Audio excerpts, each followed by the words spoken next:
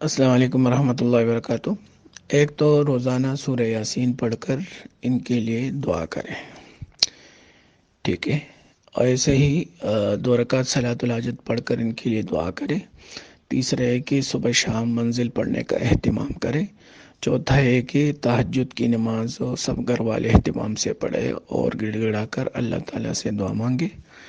اور چوتھی بات جو انتہائی ضروری ہے وہ یہ ہے کہ جب بیٹے کی شادی ہو جائے تو اس کو فوراً گھر سے علیحدہ کرنا چاہیے۔ یہ جو ہمارا کنسیپٹ بن چکا ہے کہ بچوں کی شادیاں ہوتی رہیں گی اور ایک ہی گھر میں ہم سب جو ہے رہیں گے، یہ شرعاً بھی درست نہیں ہے، اس وجہ سے کہ جو دیور ہوتے ہیں ان سے پردہ ہوتا ہے، اور اخلاقاً بھی درست نہیں ہے اور فطرتاً بھی درست نہیں ہے۔ آپ نے دیکھا ہوگا کہ جو مرغیاں ہوتی ہیں، جب ان کے بچے بڑے ہو جاتے ہیں تو پھر ان کو ٹونگے مار کے اپنے آپ سے بھگاتے ہیں۔ تو یہ اللہ تعالیٰ نے فطرت بنائی ہے کہ جب بیٹا بالغ ہو جائے اور اس کی شادی ہو جائے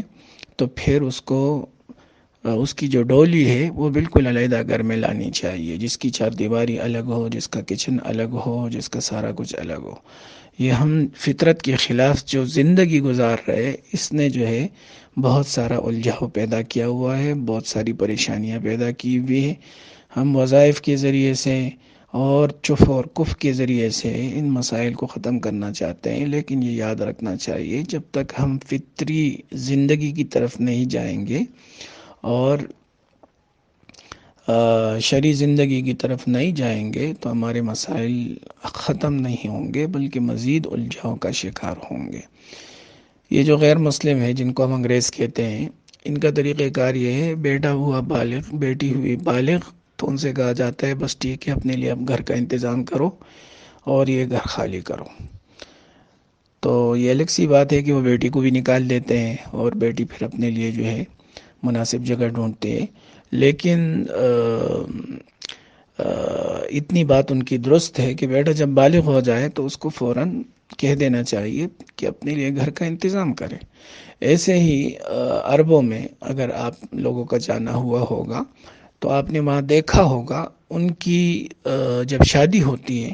تو بیٹے کی جو دلہن ہوتی ہے اس کو نئے فلیٹ میں لایا جاتا ہے،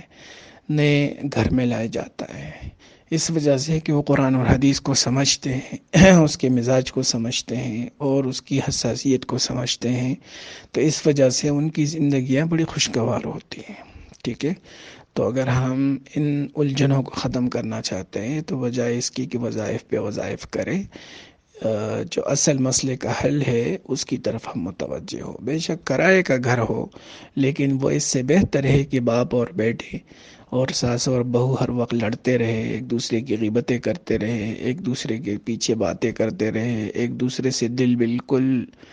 بھر چکے ہو اور پھٹنے والے ہو، لوا پھٹنے والا ہو، لیکن اس سب کچھ کے باوجود نہیں، یہ اتفاق کے خلاف ہے، ہم نے بیٹوں کو علیحدہ نہیں کرنا۔ بیٹے بیچارے اگر کہے یا بہویں بیچاری تھوڑی اشارے کنارے میں کوئی بات کرے کہ ہم علیحدہ ہوتے ہیں تو جسے کفریہ کلمہ کہہ دیا، تو یہ سارے غلط ترتیبات ہے، غلط رسم و رواج ہے، ان کو جڑ سے اکھیڑنے کی ضرورت ہے، ٹھیک ہے؟ السلام۔